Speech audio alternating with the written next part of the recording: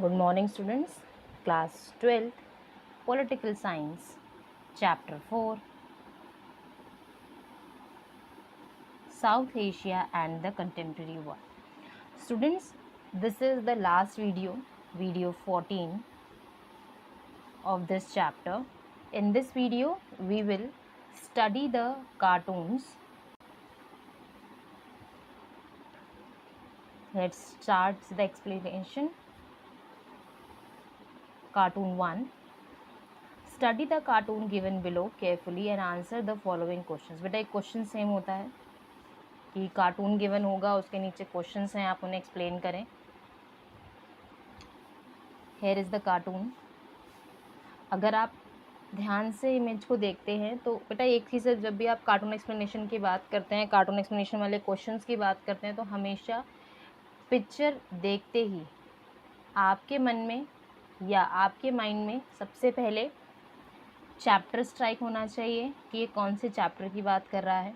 अभी हमने बात की है श्रीलंका के रिगार्डिंग, तो ये श्रीलंका के प्राइम मिनिस्टर हैं राजपाक्सी. इमेज पे साफ साफ लिखा हुआ इधर सिन्हालाज और इधर लिट्टे LTTE. तो कुछ चीज़ें बेटा पिक्चर एक्सप्लेन करती है, कुछ कार्टून्स ऐसे हैं जो एक्सप्लेनेशन नहीं देते. तो हमें इस चीज़ का ध्यान रखना है कि हमें अगर एक्सप्लेनेशन में गिवन है तो वेल एंड गुड है, नहीं गिवन है तो हमें कार्टून्स को बाय हार्ट लर्न करना होगा और उन्हें कहीं ना कहीं अपने माइंड में सेट करके रखना होगा कि यही चीज़ें या फिर ये कार्टून जो है इस पर्टिकुलर चैप्टर से रिलेटेड है. Let's see what are the questions है. The given cartoon is related to which country.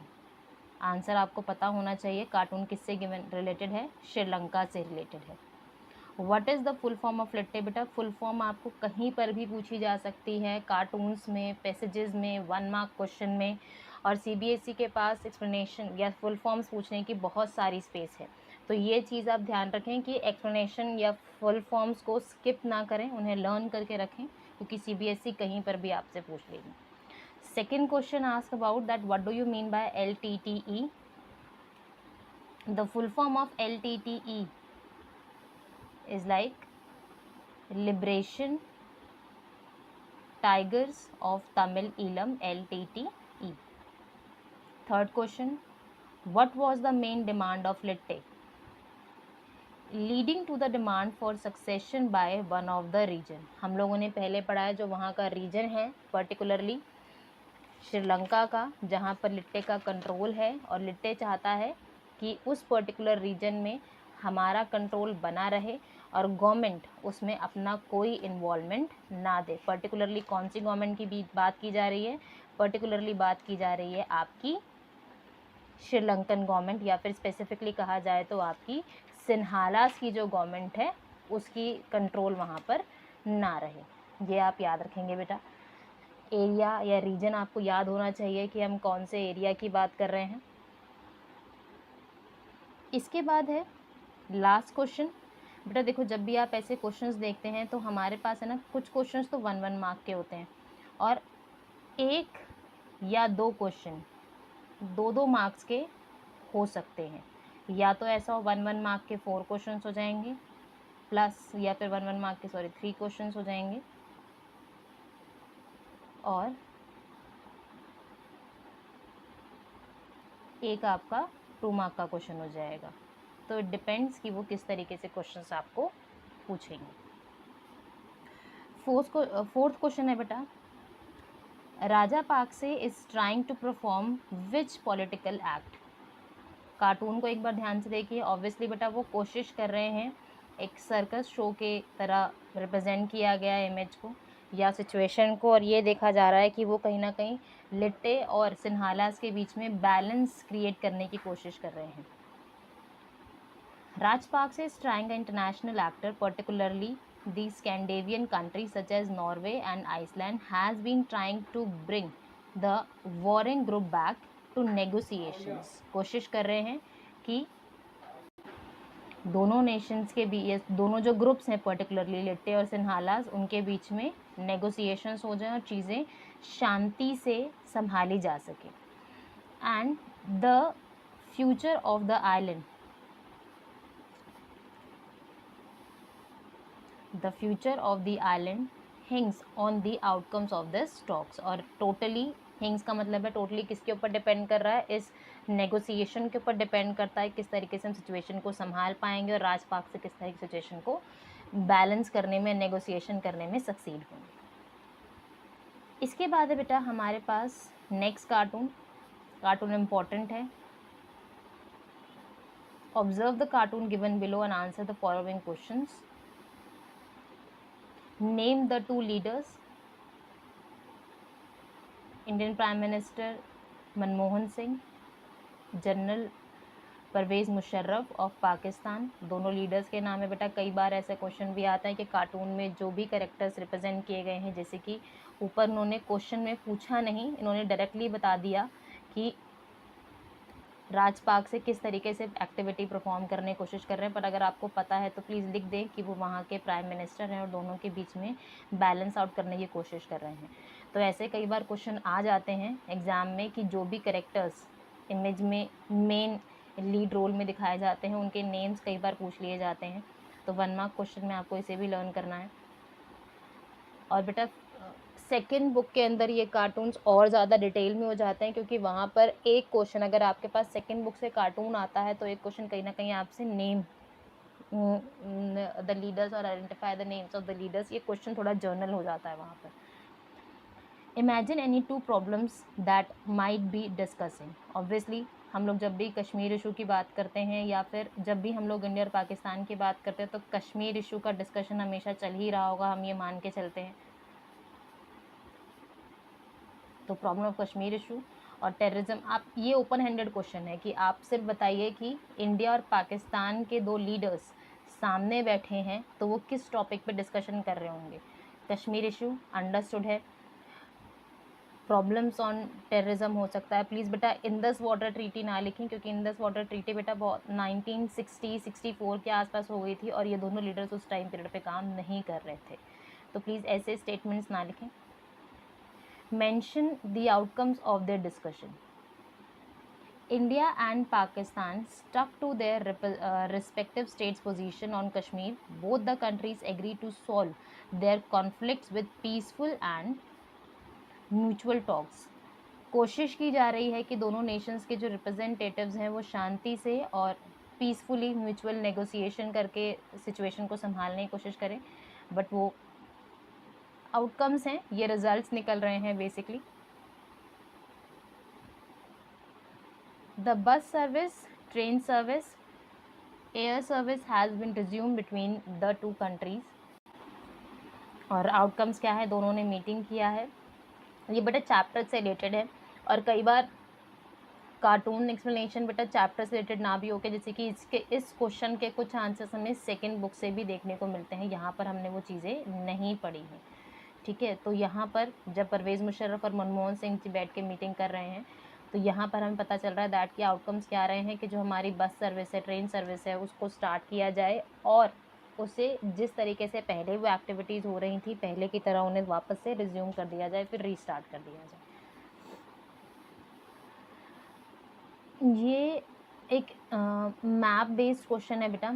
हमने पहले भी पढ़ा है कि हमारे पास अब 4 क्वेश्चंस आते हैं, पैसेज बेस्ड, मैप बेस्ड। यहाँ पर ऑप्शन है कि CBSE मैप बेस्ड क्वेश्चन पूछ सकती है, पैसेज बेस्ड क्वेश्चन पूछ सकती है, कार्टून एक्सप्लेनेशन पूछ सकती है और एक पैसेज बेस्ड क्वेश्चन होगा ही होगा।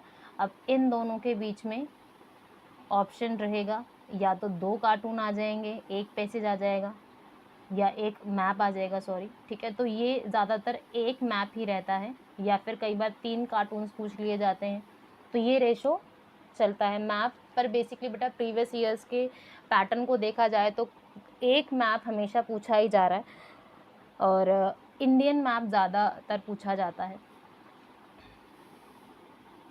ये बहुत इजी क्वेश्चंस हैं पर ना चैप्टर के बीच बीच में से एक्सप्लेनेशन निकाल दी जाती हैं। यहाँ पर सिर्फ लोकेशन दिया गया है मैप का, मैप के अंदर नेशंस को हाईलाइट कर दिया गया, नीचे कुछ हिंट्स दिए गए हैं दैट लाइक कि अब प्लीज़ इसे करने का तरीका देख लें, क्योंकि हम ये क्वेश्चन पहली बार डिस्कस कर रहे हैं। सबसे पहले तो क्वेश्चन एक बार ध्यान से रीड करते हैं।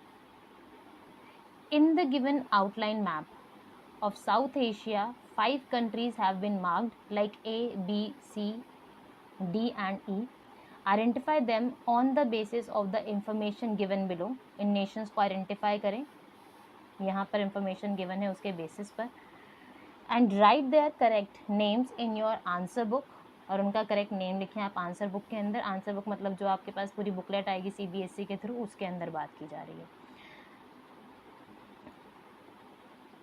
With the respective serial number of the information used and the alphabet concern as per the following format. कुछ इस तरीके से क्वेश्चन का सीरियल नंबर और उसके सामने कौन सा अल्फ़ाबेट आना चाहिए आपके अकॉर्डिंगली अल्फ़ाबेट लिखें, और उसके बाद उस अल्फ़ाबेट के थ्रू कौन से नेशन को रिप्रेजेंट किया जा रहा है ये भी लिखें। तो इसको कंप्लीट करने के बाद आपको पूरे 5 मार्क्स मिलते हैं। Let's see the question in detail. Let us start with question number 1. Question number 1 is the country has experienced civilian as well as the military rule both. Civilian as well as the military rule both. अब बेटा यहाँ पर है ना confuse हो सकते हैं कि मैं इंडिया का आंसर लिखूँ या मैं पाकिस्तान मार्क करूँ या फिर मैं बांग्लादेश मार्क करूँ। अब बेटा हमें ना कई बार चेक करना पड़ता है कि हो सकता है कि बांग्लादेश के रिगार्डिंग कोई और स्टेटमेंट लिखा हो, तो आप ऑप्शन में लिख सकते हैं कि मेरे पास फर्स्ट का आंसर जो है वो पाकिस्तान और बांग्लादेश में से कोई एक हो सकता है। हम इसे टेबल में बाद में मार्क करना सीखेंगे, पर हम कई बार हमें ऑप्शन से भी चलना पड़ता है। हमारे पास बी भी ऑप्शन में है और हमारे पास डी भी ऑप्शन में है। Question number 2, democracy was restored in the country in 2006। 2006 में कहाँ पर रीस्टोर किया गया? वी ऑल नो कि हमारे पास सेकंड क्वेश्चन के लिए कोई डाउट नहीं है और हमारे पास ऑप्शन में भी गिवन है, तो हम उसके लिए सेकंड पॉइंट के लिए हमारे पास ये सेकंड क्वेश्चन के लिए क्या आंसर है? Nepal is correct. Third question, this country is still monarchy. ऐसा कौन सा देश है जो अभी भी मोनार्कियस गवर्निंग सिस्टम फॉलो कर रहा है? Very clearly Bhutan is the answer.